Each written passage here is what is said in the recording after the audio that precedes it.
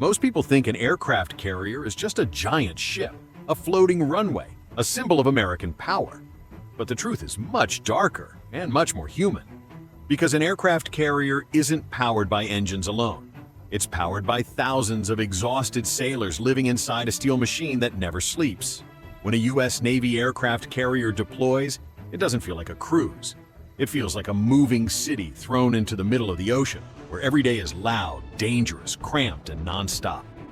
Imagine living on a floating airport, where fighter jets launch like missiles every few minutes, where fuel and explosives sit meters away from your sleeping quarters, where the floor beneath you vibrates constantly, and where the horizon never changes. For the sailors, this isn't a mission. It's survival inside one of the most intense work environments on Earth. A U.S. aircraft carrier carries around 5,000 people when fully loaded with its air wing. That's not a crew. That's a small town trapped inside metal walls.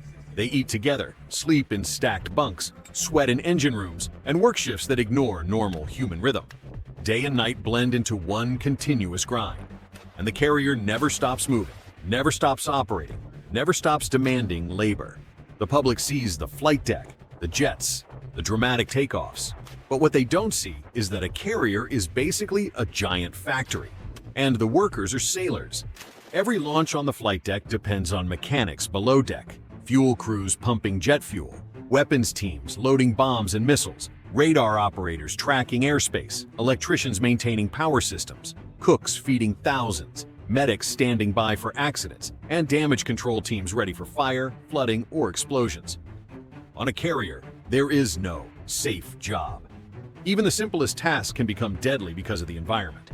The flight deck is the most famous and the most brutal place on the ship. It looks like organized chaos. Jets screaming, hot exhaust blasting across the deck, helicopters spinning overhead, steel chains, moving vehicles, and sailors running across painted lines like they're inside a giant machine. And that's exactly what it is. The flight deck is a machine. The sailors there wear colored shirts to show their role. Yellow shirts direct aircraft like traffic controllers. Purple shirts handle fuel. Red shirts deal with weapons and explosives. Green shirts maintain aircraft and catapults. Blue shirts move equipment. And white shirts act as safety and medical support. Every color means responsibility, and one mistake can kill people in seconds. Jet blast can throw a man off his feet. A moving aircraft can crush someone. A single spark near fuel can cause disaster. And on top of all that, the carrier deck itself is moving because it's still a ship riding waves. Every launch is high risk. Every landing is even worse. When jets land on a carrier, they slam into the deck at extreme speed, catching arresting wires with a hook. If they miss, they must instantly power up and fly again, called a bolter, because there is no runway to roll out on. That means the margin of error is tiny, and the stress on pilots and deck crew is constant.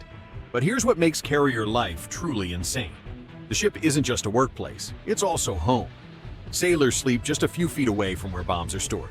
Their beds are stacked metal bunks, tightly packed, often with barely enough room to sit up. Privacy is almost non-existent. They live with constant noise, engines, ventilation, alarms, machinery, like living inside a factory that never shuts down.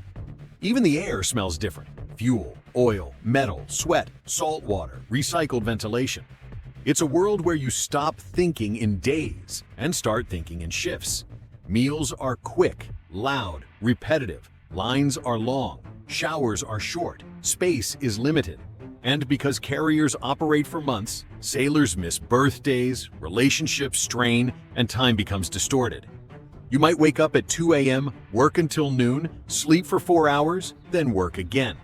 The schedule doesn't care. The carrier doesn't care. It runs on mission time. And the mission is always bigger than the individual. That psychological pressure is one of the real weapons of carrier life. Discipline through exhaustion. People imagine the U.S. Navy as clean and high-tech, but the reality is sweat, heat, and constant repair. An aircraft carrier is full of complex systems, and complex systems break. Pipes leak, electrical systems fail. Radar equipment needs constant maintenance. Engines require non-stop monitoring. So sailors are always fixing, always replacing, always running checks. It's not glamorous, it's industrial labor under military pressure. But the scariest part of life on a carrier isn't the workload. It's the fact that the ship is always one accident away from catastrophe.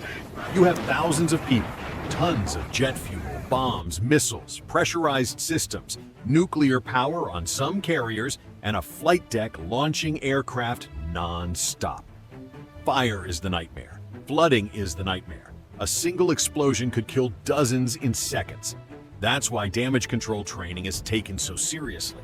Because on the open ocean, nobody is coming to save you fast enough. The crew has to save the ship themselves, or they all die with it. That's why sailors on carriers train for fires, toxic smoke, pipe ruptures, and emergency flooding like it's a normal part of life. Because it is. And despite all of this, carriers still operate with insane precision. That's what makes them so powerful. The ship is a giant machine, but it works because the people inside it become part of the machine. A carrier doesn't dominate the ocean because it's big. It dominates because it can generate non-stop air power from the middle of nowhere, day after day, week after week. And behind every launch, behind every perfect landing, behind every fighter jet in the sky, there are sailors below deck, running on caffeine, routine, and discipline, keeping the machine alive. So when you see a U.S. aircraft carrier on the horizon, you're not just looking at steel and jets. You're looking at thousands of people locked inside a floating war city, pushing their bodies and minds to the limit so that American power can exist everywhere at once. The carrier is the weapon, but the sailors are the fuel.